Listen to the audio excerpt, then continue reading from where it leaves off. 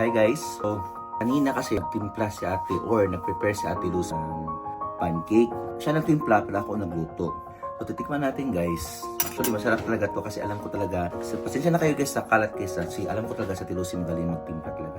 Masarap siya maluto ng banana cake. Ang dami niya alam talaga guys. Para siyang chef talaga. Tikman natin guys. Ang ganda oh. Malinis ang lang kamay ko guys kasi kakugas ko lang po. Tikman natin. Sarap. Fluffy ba? Fluffy. Sarap guys. Tama guys. Kasi dati nag-try ako nito dati. Hindi ganito. Alam ko sa kanya kanina. At Lucy, turuan mo ako nito kung paano yung ingredients po para maalam ko kung anong timplahin po nito.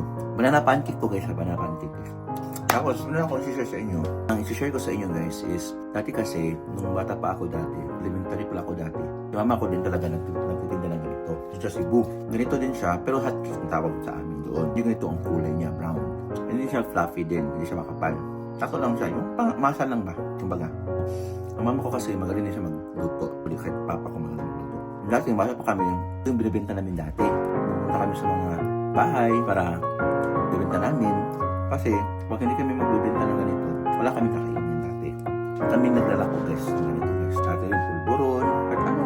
As long as alam namin na mabibili ng tao na mas mura, pangmasa lang ba? Dati kasi mama ko din talaga, super ano din siya mama ko. Parang alam mo yun na, wais ba? Wais sila tao talaga. Nakatandaan ko lang dati yung hindi siya ng ano lang, ng ulam, halo-halo. Yung dati ng halo na ginaganon pa sa noong panahon. Ano siya eh, kung parang masina siya ng ginaganon. Diba? Tapos yung iba naman dito sa ano sa pancake, hot cake dati, yung hot cake dati, nilagay na ng ano ng ito sa ibabaw, star margarine yun, tapos lagyan ng white sugar. Dito naman, ano lang nilagay nila, either chocolate, honey, ako gusto ko peanut butter sa ibabaw.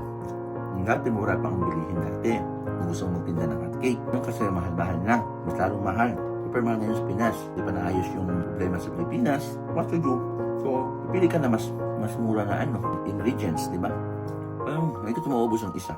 So, masarap siya guys. Sana makuha ko yung timpla ni ate Lucy. Sabi ko talaga sa kanya na ano, ng ingredients nito. Sarap eh. Diba?